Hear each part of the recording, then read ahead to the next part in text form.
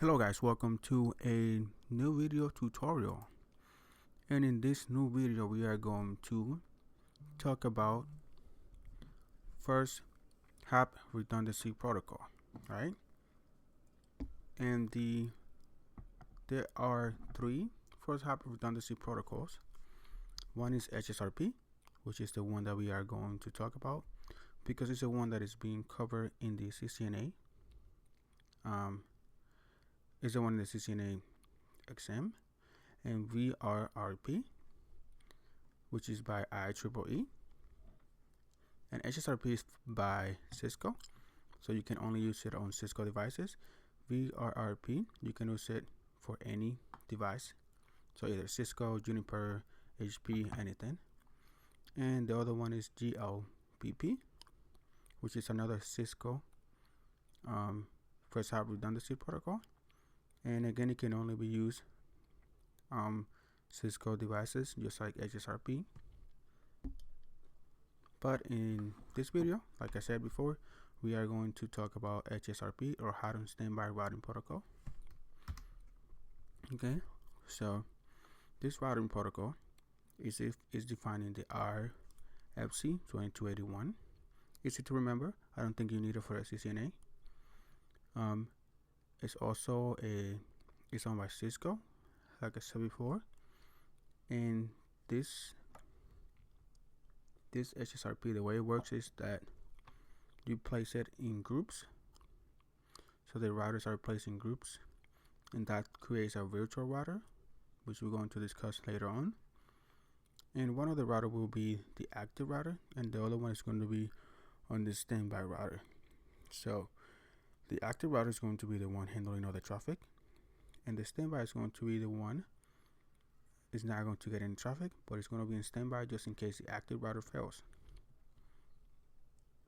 And HSRP ensures a high network uptime since it routes IP traffic without reliance on a single router.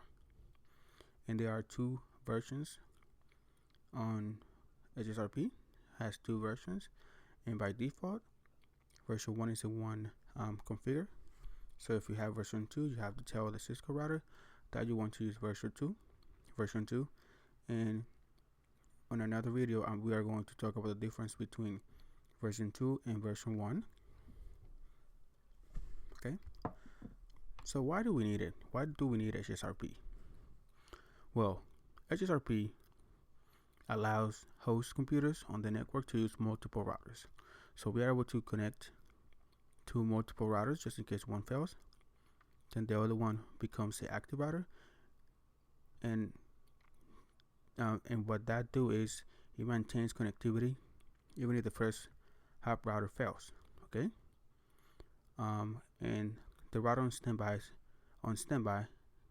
is on a hot standby, so it's ready to go as soon as the other one fails. The second router, the standby router, is always ready to go. So this is kind of called hot standby, and it reduces downtime on the network if a router fails, and you also keep the users happy because they are always connected to the network. So how it works? Well, the way it works is that HSRP creates a virtual router. As you can see right here, we have two. Let's say that these two switches, like your two switches, are routers, right? We have two routers, and when we configure HSRP, we give it an IP address of, in this case, 192.168.1.254, which is the same network as this one right here, and that's going to create a virtual router. It's not a physical router; it's actual virtual router that creates between these two router. It actually like puts these two routers kind of into one, if you say so, but like with two links, and you're going to, or with two interfaces, and we're going to see that later when I do a lab. And the virtual router has its own IP address, like you can see right here, 254. You can give it any IP address that it is in the subnet mask. If you don't do that, it's going to yell at you, and I'm going to show you how it's going to yell at you when it's not on the same subnet as the interface. Okay, and so its own IP and MAC, and the host sends traffic to that router. So the terminology: active router. Like I said before, the active router is the one that handles all the traffic. The standby router is the one waiting for the active router to fail. And if the active router fails, then the standby router becomes the active router, and then all the traffic is going to go to that router. Okay. The preempt terminology is that if you want to make a router to always be the active router, you give it a preempt option. And the way it works is that, let's say that the active router fails, then this one becomes the active router. The standby becomes the active router, right? But if this one becomes available again, then this one becomes the active router back again.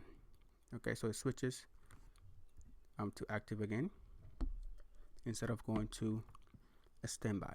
Okay, and I believe that only works if they both have the same priority. Okay, and you can also use it on layer 3 switches, not just pure routers. And it is the same commands for layer 3 switches and routers. Okay, so it is the same commands that you do on the routers, it's going to be in the layer 3 switches. So let's just go and lab with our priority, because we're going to talk about priority on another video. So let's go ahead and configure HSRP. Let's go and open GNS3, and I have a network already configured, and I have a loopback address. That's the one that we're going to be pinging from this computer, and I have given this computer an IP address, and this router also have an IP address, and the default router right now is 192.168.10.1. But when we configure the HSRP, what's going to happen is that we're going to give this computer the default gateway is going to be the hot on standby IP address, and it's going to be that 254. So if we go ahead 192.168.10.254, that's the IP address. That's going to be the IP address of the hot on standby router. Okay, so let's go ahead and configure that. Let's go ahead to router 1 first. Let's go to config T, and from over here, what we're going to do is we're going to go to this interface gigabit01, because it's the one on these 192.168.10 network. Okay, that's the one that we're going to configure. So let's go ahead to gigabit0/1, and over here we're going to HSRP, because it's hot on standby router. And as you can see on recognize command, and you can see that there is not a command for hot on standby for HSRP, because the actual command is standby. Okay, and then after that, if we do a question mark, we are going to have to give it first a group number. Okay, and for version 1, as you can see, version 1 is the default, because version 1 is from 0 to 265. Version 2 has a lot more groups, in it. I think it's from 0 to like 4095, something like that. And let's go ahead and give it a group number 1. After that, we are going to give it an IP address 192.168. Actually, first, let's go ahead and give it an IP address that is not in the subnet.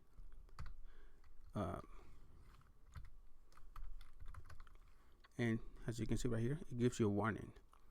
Address is now within the subnet on this interface. So what you want to do is give it an IP address that it is in the subnet. So 10.254. There we go. That way it's not going to yell at you. And that is it for this configuration. So it's only one command for now if we want to configure. Later on, we're going to talk about priority and the preempt option as well.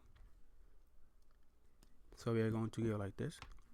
As you can see, router 1 now became the active router, and we do not have a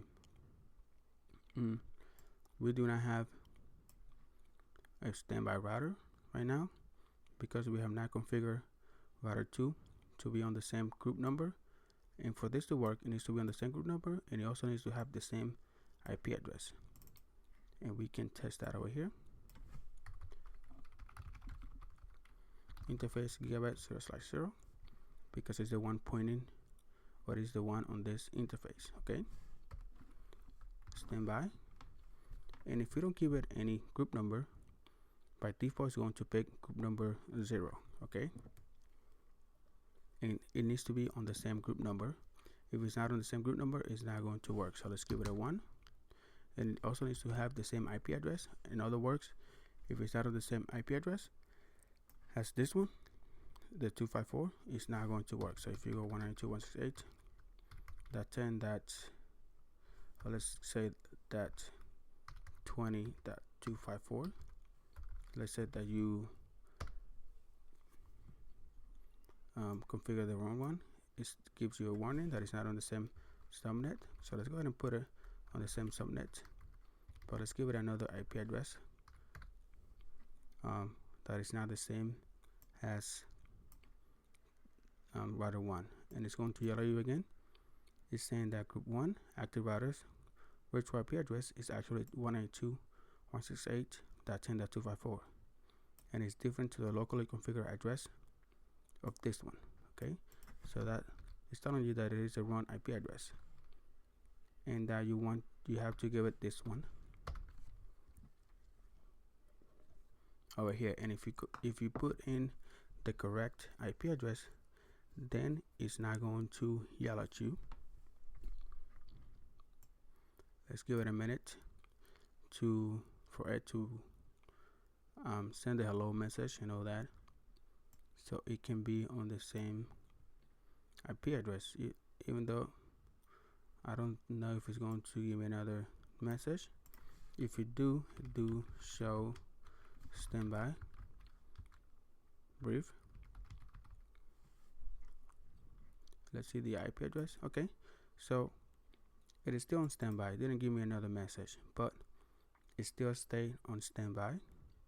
Group number is 1. The gigabyte interface is this one. The priority is on 100. It is on this.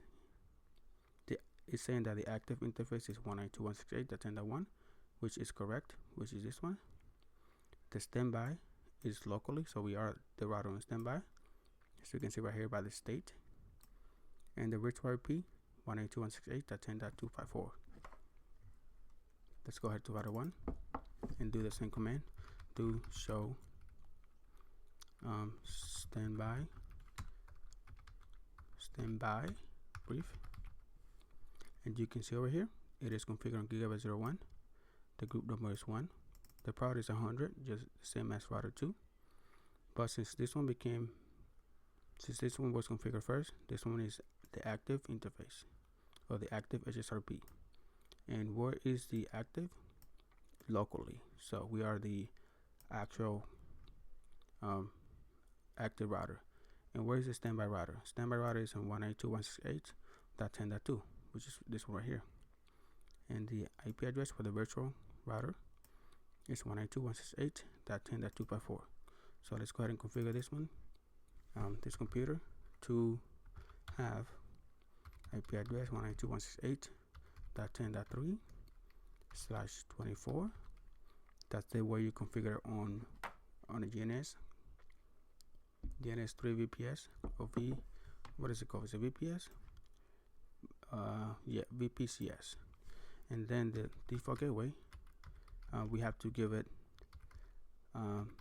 the HSRP, which is at 254, so it can work. Okay, so what we're going to do is we are going to ping 20.20.20.20, which is the loopback address of router 3. You can see right here that we are able to ping this IP address, but let's see which way it's taking me to get to that loopback address. And as you can see right here, it is taking me via 192.168.10.1. And why is that? Why is it going this way and not this way? Well, it's going this way because this one is the active router. But if this one if let's say this interface went down for some reason, So let's do no shutdown. Let's see what happens when this interface goes down. Let's say that a rat chewed the cable and the cable went bad. Okay, and what we're going to do is simulate that the interface is not working anymore. So when we do a not shutdown, when you shut it down, what happens is that the interface goes down, HSRP also goes down, and if you go to router 2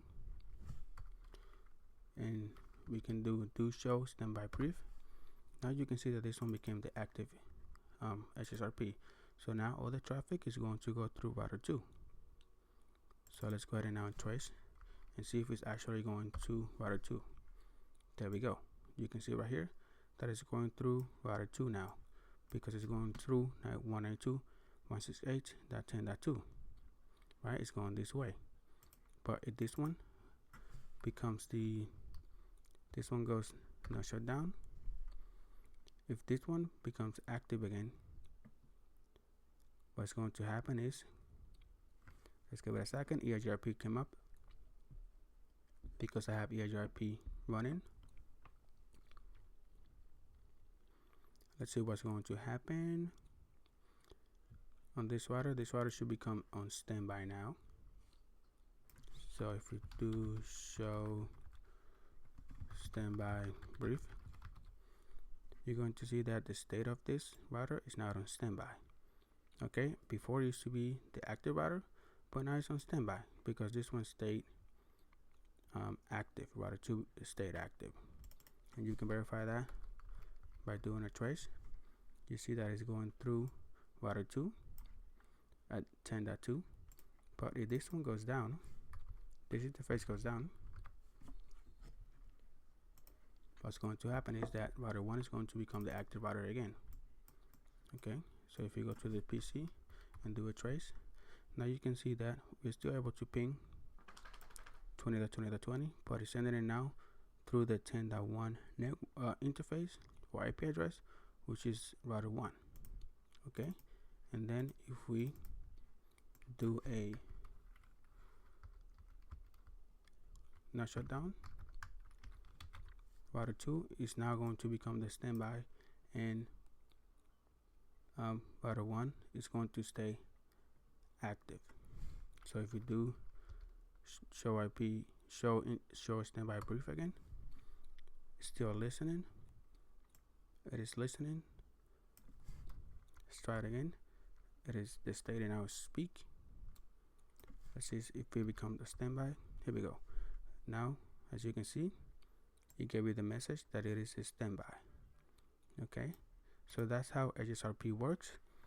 And in another video, we are going to talk about priority and also how preempt works. So thank you guys for watching, and please stay and watch part number 2 of HSRP. Thank you guys for watching, and I'll see you on the next one. Bye bye.